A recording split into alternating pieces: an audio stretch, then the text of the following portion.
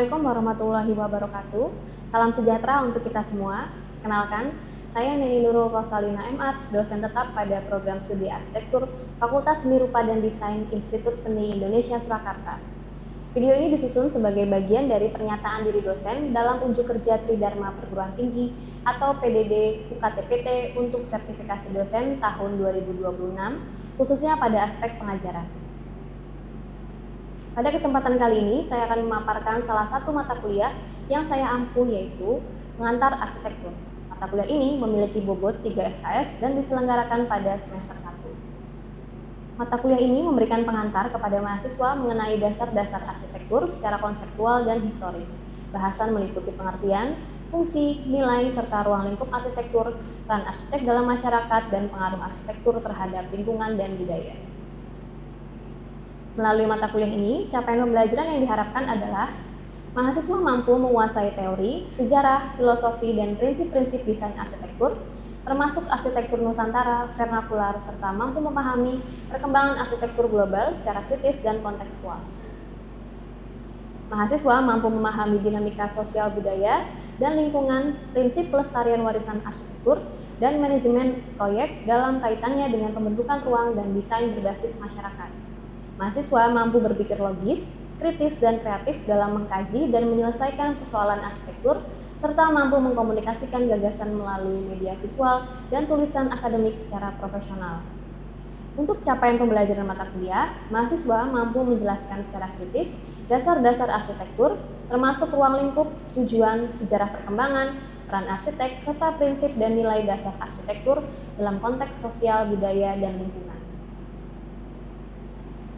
Untuk mencapai kemampuan tersebut, materi pembelajaran pengantar arsitektur selama 1 semester dibagi ke dalam beberapa bahan kajian utama, yaitu 1. Pengertian dan ruang lingkup arsitektur, 2. Teori, sejarah, dan kritik arsitektur, 3. Bentuk, ruang, dan tatanan, 4. Hubungan, fungsi, dan bentuk dalam arsitektur, 5. Arsitektur sebagai respons terhadap kebutuhan manusia, 6. Proses perancangan arsitektur, 7. Peran arsitek, 8. Kode etik profesi arsitek. Referensi yang digunakan dalam mata kuliah pengantar arsitektur meliputi buku teks dan e-book arsitektur, artikel ilmiah dan jurnal, studi preseden, observasi lapangan sebagai penguatan hubungan teori dan juga empiris. Media pembelajaran yang digunakan mencakup gabungan perangkat keras seperti proyektor, laptop dan papan tulis, serta perangkat lunak pendukung presentasi, dan Learning Management System atau LMS Google Classroom untuk tatap muka asinkronus. Dalam pembelajarannya, pelaksanaan mata kuliah ini dirancang secara sistematis dengan menerapkan pendekatan DIA, yaitu Delivery, Interaction, dan Assessment. Delivery atau penyampaian materi ini disampaikan melalui metode yang variatif, meliputi ceramah interaktif, studi kasus, observasi lapangan langsung untuk merasakan atmosfer ruang, serta penugasan berbasis proyek kelompok. Kedua, Interaction. Interaksi dua arah antara dosen dan mahasiswa dibangun secara aktif di dalam maupun di luar kelas. Di dalam kelas, interaksi diwujudkan melalui diskusi kelompok, analisis kritis kasus arsitektur sekitar, dan sesi tanya jawab. Di luar kelas, interaksi difasilitasi melalui forum diskusi di Google Classroom untuk konsultasi tugas dan materi. Ketiga, Assessment. Sistem penilaian dilakukan secara transparan dan objektif, berpatokan pada rubrik evaluasi terukur sesuai dengan EPS. Bobot penilaian mata kuliah ini terdiri atas case method 55%, team-based project 5%, tugas 50%, ujian tengah semester 10%, ujian akhir semester 20%. Berikut adalah cuplikan rekaman proses pembelajaran tatap muka pada pertemuan ke-13 dengan topik pembahasan hubungan arsitektur, lingkungan, dan perilaku. Selamat menyaksikan. Baik. Bismillahirrahmanirrahim. Assalamualaikum warahmatullahi wabarakatuh. Waalaikumsalam warahmatullahi wabarakatuh. Baik, selamat pagi. Sebelum kita mulai perkuliahan pada hari ini, sebaiknya kita berdoa terlebih dahulu. Berdoa dipersilahkan.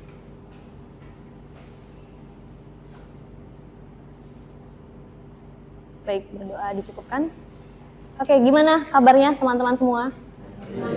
Alhamdulillah baik. Kita ketemu lagi ya di pertemuan ini minggu ke-13. Nah, ada yang masih inget nggak pertemuan kemarin kita bahas terkait materi apa? User centered design. Nah, user centered design itu adalah sebuah pendekatan ya, pendekatan dalam perancangan arsitektur. Ketika kita merancang ada sebuah proses, ketika ada proses itu ada pendekatan sebelum kita menjadikan itu menjadi sebuah desain. Nah, pendekatan user centered design ada yang mau ingat atau ada yang ingat mau menyampaikan apa itu pendekatan user centered design? Ada? Apa itu pendekatan user centered design? Mungkin bisa?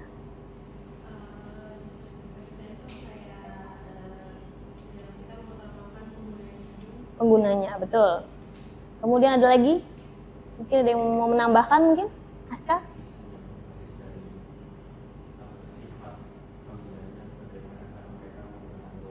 Oke, berarti bagaimana kita memperhatikan dari pengguna tadi sebelum kita mendesain sebuah perancangan arsitektur.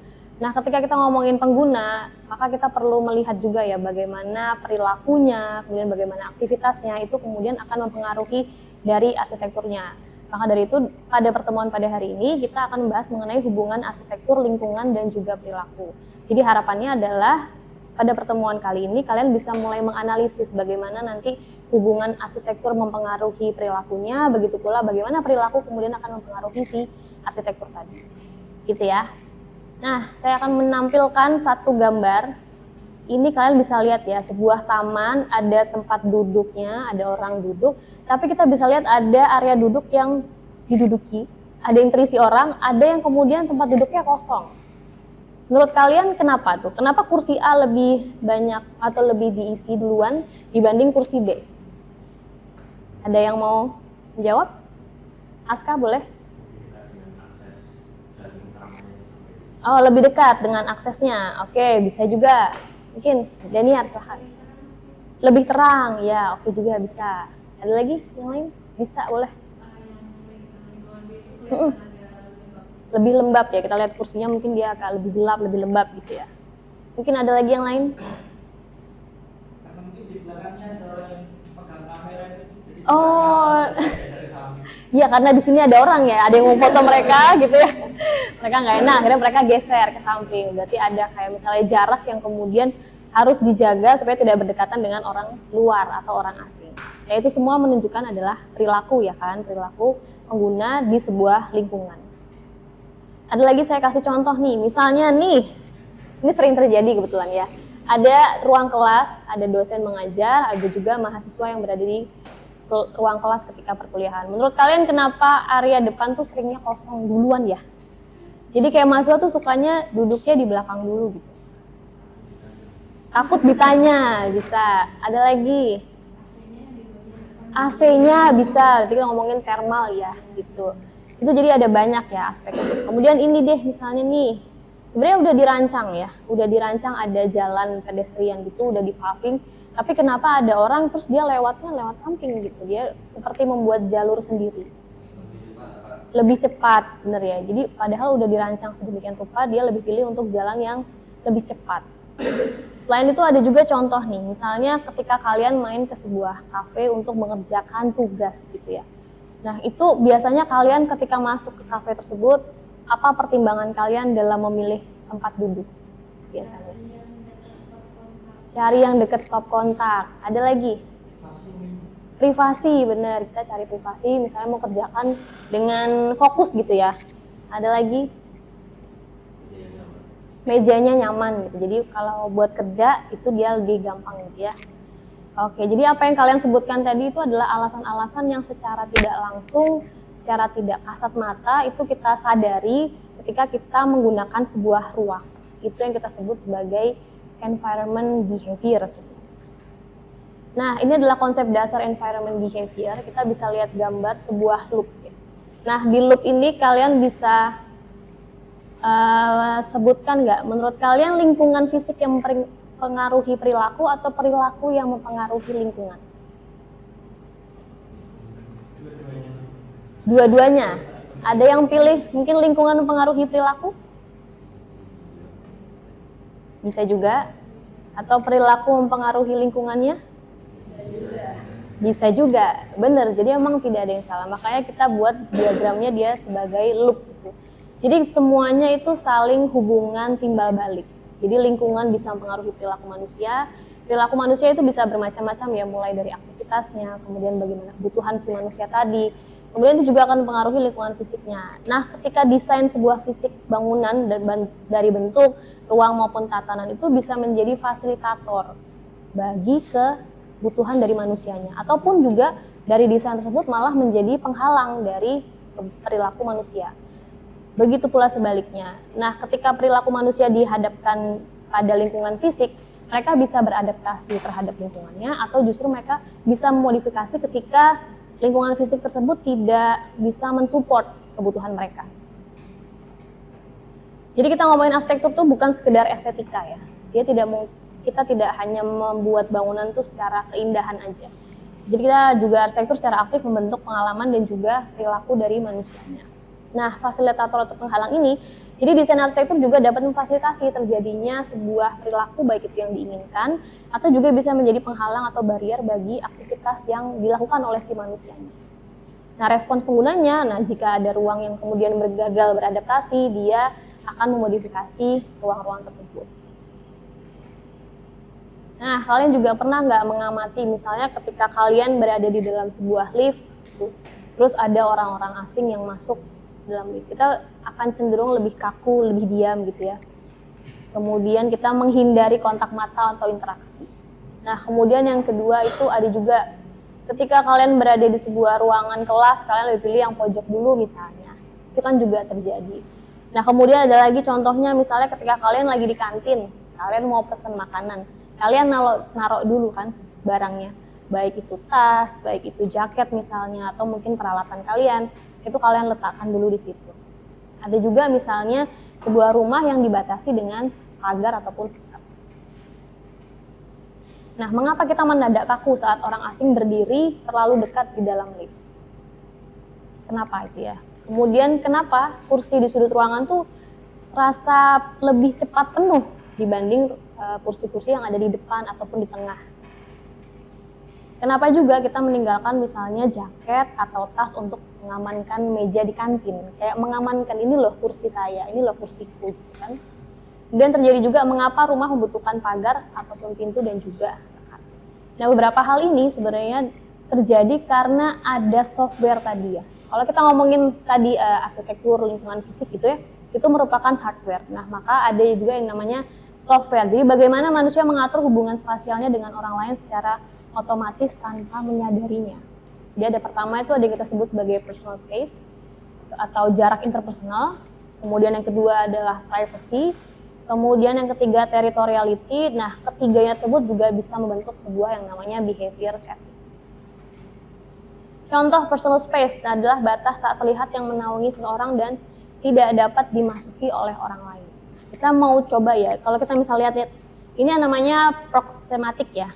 Jadi kayak misalnya ada jarak-jarak yang kemudian dikategorisasi, dia termasuk jarak yang dianggap intimate atau personal atau sosial dan juga public. Jadi kalau misalnya kita punya personal space itu biasanya fungsinya adalah untuk batas tak terlihat tadi yang menaungi seseorang agar tidak dapat dimasuki oleh orang lain. Nah, fungsinya adalah untuk mencegah stimulasi berlebih biasanya. Ketika seseorang yang kita anggap asing itu memasuki area yang kita anggap lebih personal, kita biasanya akan kemudian merasa terganggu dan lainnya. Nah, dibagi menjadi berbagai jarak gitu ya, ada intimate, personal, sosial, dan juga public. Kemudian ketika personal space-nya menghilang, itu bagaimana, apa yang terjadi? Jadi kalau kita ngomongin personal space itu cukup kontekstual dan juga cukup sesuai dengan dipengaruhi oleh budaya gitu ya. Ada personal space yang menghilang saat kondisi terlalu ekstrim atau kemudian ketika kita berdesakan. Contohnya misalnya terjadi ketika kita di stasiun. Kita anggap ini adalah personal space kita ya. Atau teman-teman ya contohnya. Jadi ada personal space yang kemudian akhirnya seperti terganggu oleh orang-orang lain. Jadi kita misalnya berada di sini berdekatan dengan orang lain gitu ya. Nah, ketika personal space menghilang saat kondisi ekstrim ataupun berdesakan, manusia biasanya menghindari yang terjadinya interaksi sosial. Ya, biasanya mereka menghindari kontak mata, kemudian mereka biasanya cukup fokus pada satu tujuan mereka aja. Nah, ini Bisa kita sebut sebagai desain yang salah satu yang gagal ketika menyediakan ruang yang memicu stres psikologis, misalnya crowding yang tidak sesuai dengan dia harapkan. Nah, salah satu contohnya ketika kita mengintervensi desain pada personal space, kalian kalau misalnya melihat ruang tunggu itu kan ada berbagai macam jenis kursi. Ada yang kursinya dibuat panjang gitu ya. Nah, ketika kursi itu panjang tidak ada sekatnya, maka seseorang bisa saja duduk di situ dimanapun yang dia mau. Kan? Sementara kalau misalnya kita tempat duduk yang dia ada sekatnya, maka seenggaknya dia mulai merasa sedikit aman ketika jarak internal space-nya atau interpersonal space-nya terjaga. Jadi salah satu caranya adalah misalnya menggunakan physical barrier atau individual unit. Kalau di sini contohnya menggunakan kayak armrest, kayak sandaran di kursi, itu bisa sebagai intervensi desain untuk personal space tadi. Tujuannya tentu untuk menciptakan kenyamanan tanpa harus membangun sebuah dinding. Ini sama-sama. Lanjut adalah privasi. Nah, privasi adalah kontrol terhadap interaksi. Jadi teori privasi oleh Irwin Altman ini menunjukkan bahwa privasi itu sebenarnya bukan sesuatu yang mengisolasi diri. Jadi dia privasi bukanlah dinding yang menutup interaksi, tapi dia mengkontrol. Jadi kalau kita ngomongin privasi itu adalah kontrol kita terhadap interaksi. Jadi bukan berarti kita mengisolasi diri kita sendiri, tapi kita lebih bisa mengkontrol. Nah, mengkontrolnya dalam hal apa aja? Mengkontrolnya dalam hal exposure. Dilihat, didengar, diidentifikasi oleh orang lain. Itu yang kita sebut sebagai privasi tadi. Jadi ada berbagai aspek gitu. Nanti kalau misalnya kalian merancang baik itu di arsitektur, ada beberapa dimensi privasi dalam ruang. Jadi kalian bisa mengkontrol exposure terhadap visual, itu terhindar dari tatapan atau pantauan orang lain, misalnya menggunakan kaca-kaca yang buram. Kemudian juga untuk menjaga exposure dari akustik, misalnya menjaga suara rahasia agar tidak bocor, misalnya diaplikasikan pembatas-pembatas ruang atau kemudian juga aplikasi-aplikasi akustik gitu ya.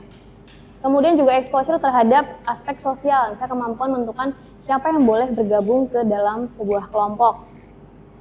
Selain itu juga ada exposure terhadap psikologis. Nah, bagaimana untuk mengkontrol privasi itu menciptakan rasa aman juga kontrol penuh terhadap identitas diri. Jadi ada beberapa intervensi ketika kalian akan mengkontrol privasi tadi ya.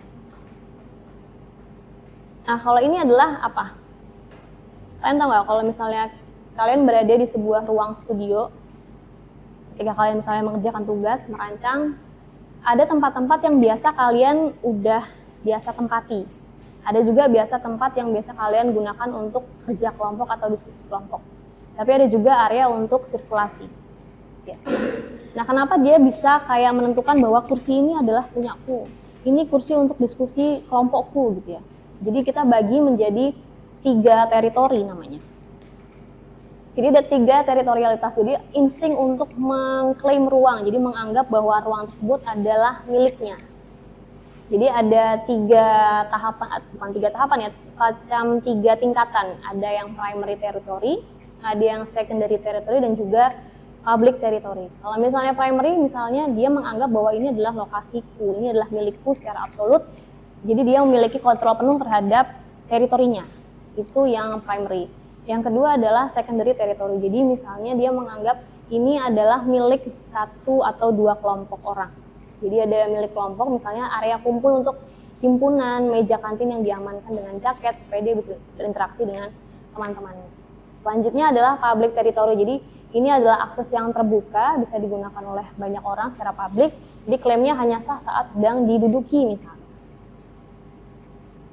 Kalau ini saya rasa juga sering ya kita lihat baik itu di lingkungan di kampus gitu ataupun ketika kalian berada di kos-kosan gitu ya, ada area-area yang memang khusus untuk kalian sendiri, ada yang area secara publik gitu ya kayak ruang-ruang bersama, ada juga dia memang untuk full untuk akses sirkulasi aja.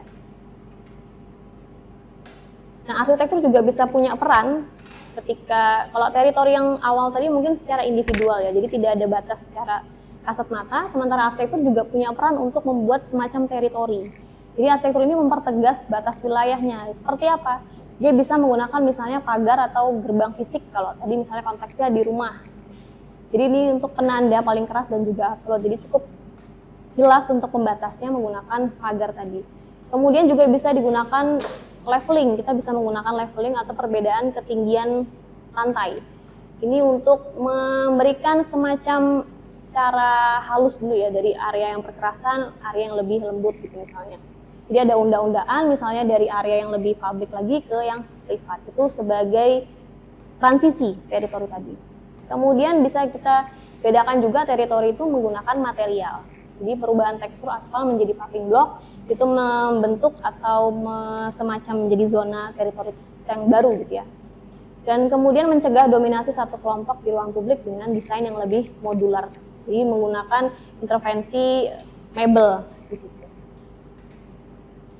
Kemudian kaitannya dengan beberapa pengguna, kemudian beberapa kelompok, dan bagaimana kaitannya dengan perilaku yang dilaksanakan di sebuah setting suatu tempat, itu disebut dengan behavior setting. Jadi kayak misalnya yang kita lakukan di ruang kelas ini. Jadi ketika di ruang kelas ini behavior settingnya adalah mahasiswa, ada dosen, kemudian ada ceramah perkuliahan, ada kegiatan tulis menulis gitu, kemudian ada kegiatan diskusi. Nah itu adalah sebuah sistem terpadu atau sistem terpadu yang kita sebut sebagai behavior setting. Jadi arsitek tidak merancang ruang kosong, melainkan merancang sistem aktivitasnya atau settingnya seperti apa. Jadi misalnya contohnya kegiatan ketika kalian dilakukan di kelas sama kegiatan yang ketika kalian dilakukan di perpustakaan tentu akan berbeda. Apa yang kalian lakukan di perpustakaan dengan apa yang kalian lakukan di kantin juga tentu akan berbeda.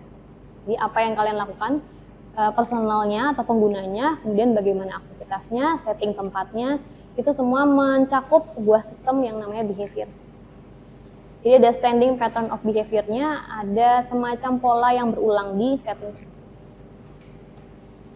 Kemudian ada studi kasus misalnya kegagalan ruang publik. Jadi misalnya di sini adalah ada arus yang dia bolak-balik. Jadi arusnya tidak didesain untuk satu arah misalnya gitu. Jadi ada menciptakan aja secara visual, tapi ada juga semacam toolsnya ya. Toolsnya adalah kalian bisa menggunakan yang namanya behavior mapping. Jadi kalian bisa mengobservasi secara sistematis untuk memetakan bagaimana si ruang fisik tadi benar-benar digunakan. Jadi misalnya kalian bisa membuat denahnya dulu, sketsa denah lokasinya. Misalnya kalian menggunakan lokasi tadi di kantin misalnya yang paling gampang ya. Di kantin kalian buat settingannya, denahnya seperti apa, furniturnya apa aja yang ada di dalam kantin.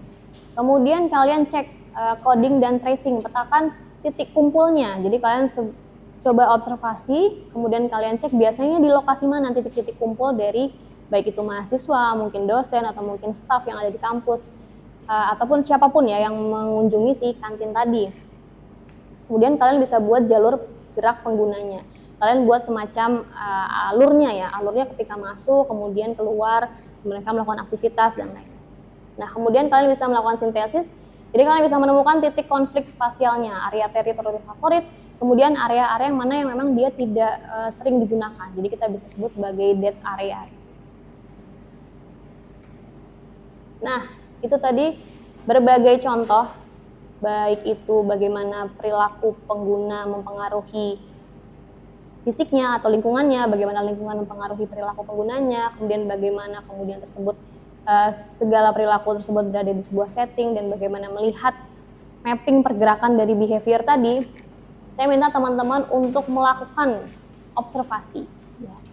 Jadi untuk melakukan observasi silahkan kalian tentukan behavior setting publik, bisa itu di area kampus, boleh silahkan, mau kalian pilih di taman, mau di mungkin di selasar koridor kelas itu bisa, atau di studio, atau mungkin di kantin, atau mungkin di pagoda misalnya, di area terbuka. Kalian pilih salah satu, kemudian kalian melakukan mapping ya. Jadi kalian bisa melakukan observasi di lapangan selama mungkin bisa 30 menit atau 30 menit di pagi, 30 menit di siang atau di sore. Jadi kalian bisa menggunakan timestamp gitu ya. Di kira-kira kalau di pagi seperti apa, siang seperti apa. Kalian bisa melakukan sketsa behavior map. Jadi kalian mencatat titik-titik kumpulnya biasanya di mana, kemudian jalur sirkulasinya pengguna itu biasanya kemana aja. Nah setelah itu kalian bisa melakukan analisis ya. Analisis mengapa area tertentu itu bisa sangat padat, sementara yang lain tuh lebih kosong atau sepi. Gitu. Hubungkan temuan Anda dengan hubungkan temuan Anda dengan teori privacy ataupun juga teori dari teritoriality, atau hubungkan juga dengan teori-teori yang sudah kita bahas tadi ya. Nah, kemudian setelah kalian mengamati, menganalisis, kalian mungkin bisa punya rekomendasi implikasi desainnya.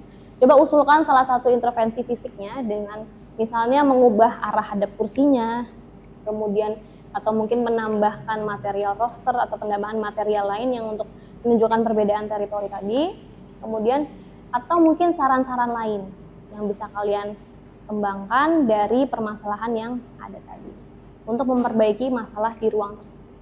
Ya, kurang lebih itu. Nanti untuk tugas ini bisa kalian kumpulkan di minggu depan ya. Minggu depan nanti untuk instruksi tugasnya saya upload di Google Classroom. Kalian bisa cek, teman-teman bisa cek untuk ketentuan penugasan dan lain. Mungkin sampai ini ada yang mau ditanyakan? Ya.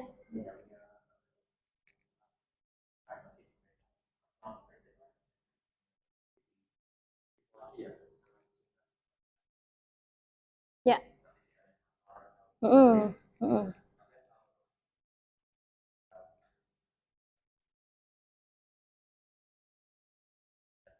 Ya.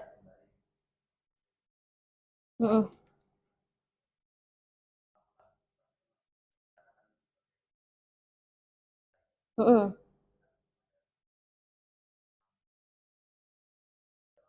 Ya, ya, ya. Oke.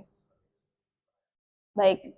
Jadi sebenarnya itu case by case juga ya. Kalau misalnya kita cek tadi itu bisa dianggap sebagai gagal atau mungkin dia dianggap sebagai sebuah masalah ketika dia dilakukan dalam jangka waktu yang cukup lama, berulang-ulang, kemudian akhirnya menyebabkan masalah bagi si penggunanya. Itu bisa kita sebutkan sebagai gagal. Jadi kalau misalnya dia cuman emang padat atau crowdednya di beberapa waktu aja atau di waktu-waktu tertentu, kemudian dia lepas dari itu, maka kita tidak bisa sebut sebagai gagal. Tapi kalau misalnya contoh yang saya sampaikan tadi sebenarnya lebih kayak apa yang terjadi di sana itu terjadi secara berulang-ulang, kemudian juga dalam jangka waktu yang lama, akhirnya kemudian menyebabkan banyak masalah di tempat tersebut. Masalah tersebut bisa juga di masalah tempatnya atau bermasalah di penggunanya. Gitu. Terkait gitu. Mungkin ada lagi ditanyakan? Atau terkait dengan tugas ada yang mau ditanyakan? Ya. Boleh kalau misalnya mau menggunakan AutoCAD silahkan. Nah, ada lagi mungkin? Sudah cukup jelas ya untuk materi pada hari ini. Ya, saya mungkin mau menyampaikan refleksi terkait dengan pertemuan pada hari ini, apa yang sudah kita pelajari di pertemuan ke-13 ini. Kita bisa menyebutkan atau menyimpulkan bahwa arsitektur itu harus memperhatikan perilaku penggunanya. Kita bisa bilang arsitektur berwawasan perilaku. Jadi kita ngomongin arsitektur itu tidak hanya estetika aja, arsitektur itu bukan hanya menciptakan bentuk fisik aja secara 3 dimensi, tetapi kita mengaktifkan program kehidupan di dalam. Jadi teman-teman nanti kalau misalnya menjadi seorang arsitek, itu kalian juga harus memperhatikan tadi perilaku dari penggunanya. Kalian harus memperhatikan behavior setting dari si penggunanya. Nah, kemudian psikologi juga bisa memahami sebagai kunci dari bagaimana perilaku psikologi dari penggunanya seperti apa.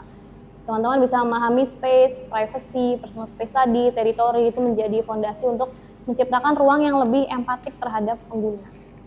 Kemudian kita bisa bilang desain berhasil itu meleburkannya perangkat keras tadi, hardware ya, kita ngomongin hardware sebagai arsitektur kita sebut sebagai hardware, dan juga perangkat lunak itu dari psikologis manusianya atau perilaku manusianya tanpa konflik. Jadi kita ngomongin tatanan bentuk dan juga ruang arsitektur, pada akhirnya selalu harus senantiasa melayani manusia, merespons kebutuhannya dan juga memperkaya kualitas hidup dari manusianya. Gitu untuk pertemuan pada pagi hingga siang hari ini. Terima kasih teman-teman semua. Semoga apa yang kita pelajari pada hari ini menjadi manfaat juga, menjadi bekal juga untuk teman-teman nanti sebagai mungkin calon desainer atau calon arsitek ke depannya bisa menciptakan arsitektur atau bangunan yang tadi lebih empatik, lebih bermakna, kemudian juga kita bisa meningkatkan juga kualitas hidup dari si pengguna atau manusia. Demikian dari saya tutup. Wassalamualaikum warahmatullahi wabarakatuh.